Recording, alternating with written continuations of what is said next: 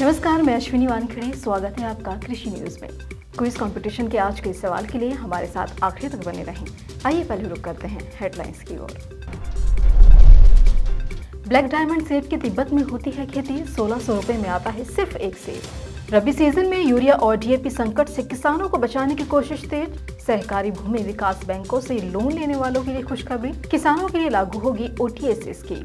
मक्के से आत्मनिर्भर बनने की राह में बिहार, इथेनॉल उत्पादन का कोटा बढ़ाने के प्रयास हुए तेज।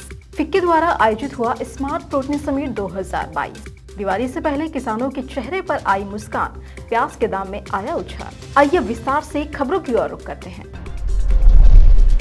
आमतौर पर लोग जानते हैं कि सेब लाल और हरे रंग के होते हैं। कोई कश्मीरी सेब खाना पसंद करता है तो कोई हरे रंग का हिमाचली एप्पल। बहुत कम लोगों को मालूम होगा कि एक और रंग का सेब होता है। खास बात तो यह है कि गहरे बैंगनी रंग के इस सेब को ब्लैक डायमंड एप्पल के नाम से जाना जाता है और इस दुर्लभ सेब की खेती सिर्फ तिब्बत की पहाड़ियों पर होती है।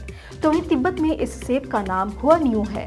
ये तिब्बत के सबसे प्रमुख फलों में से एक है और इसकी डिमांड पूरी दुनिया में है।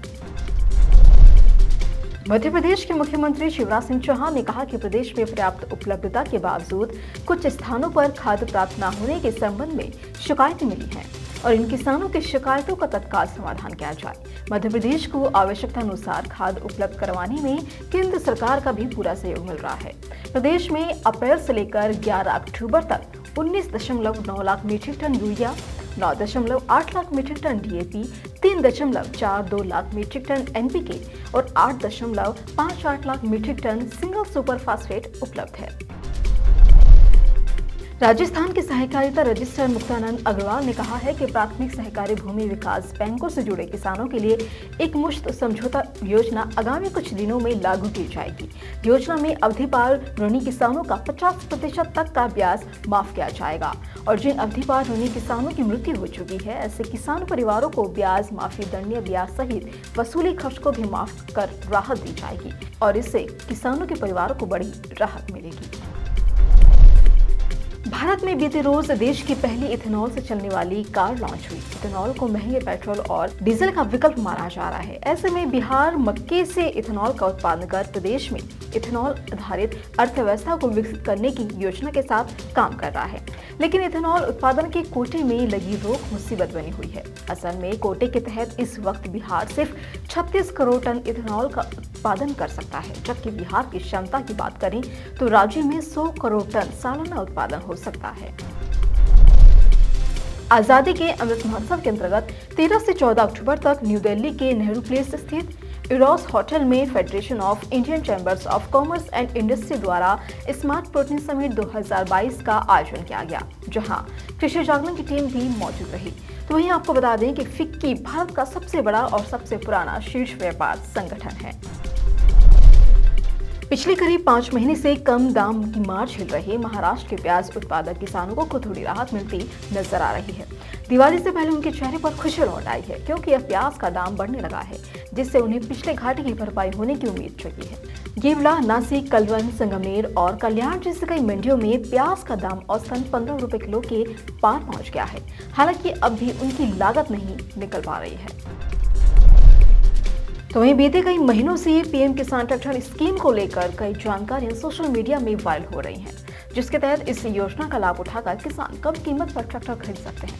लेकिन सच तो यह है कि सोशल मीडिया पर वायरल हो रही पीएम किसान ट्रैक्टर स्कीम बिल्कुल फर्जी है। ऐसी कोई भी योजना सरकार ने शुरू नहीं की है। दावा किया जा रहा है कि इस योजना के तहत केंद्र सरकार नया ट्रैक्टर खरीदने पर किसानों को 50% सब्सिडी दे रही है। वायरल हो रही पीएम किसान ट्रैक्टर स्कीम के बारे में जानकारी मिलने के बाद कई किसान इसका लाभ उठाने के लिए आगे भी आ चुके हैं। बिहार सरकार ने आर्थिक संकट से निकालने के लिए मछुआरे और मछली पालकों को प्रतिबंधित महीने में 4,500 रुपए का सहायता अनुदान देने का फैसला किया है और इस योजना के तहत केंद्र सरकार भी राज्य सरकार के साथ मिलकर अंशदान देगी। यह योजना नदियों में शिकार माही करने वाले गरीब रेखा से नीचे के मछुआरों के लिए वरदान से कम नहीं है। वहीं इस खबर से मछुआरों के बीच खुशी की लहर है।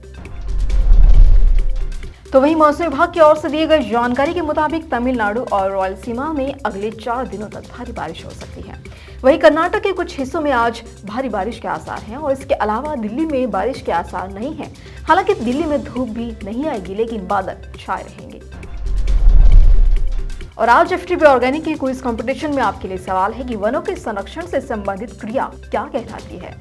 और आपके ऑप्शन है number 1 silviculture, number 2 horticulture, number 3 pisciculture और नंबर 4 इनमें से कोई नहीं। तो देरी किस बात की, फटाफट से आप हमें इसका जवाब आपकी स्क्रीन पर दिख रहे मोबाइल नंबर 8800023204 पर SMS कर बताएं और जीते एफटीवी ऑर्गेनिक के डिस्काउंट कूपन और ढेरों इनाम। इसी तरह की अन्य खबरों के लिए जुड़े रहिए कृषि जागरण के साथ। धन्यवाद।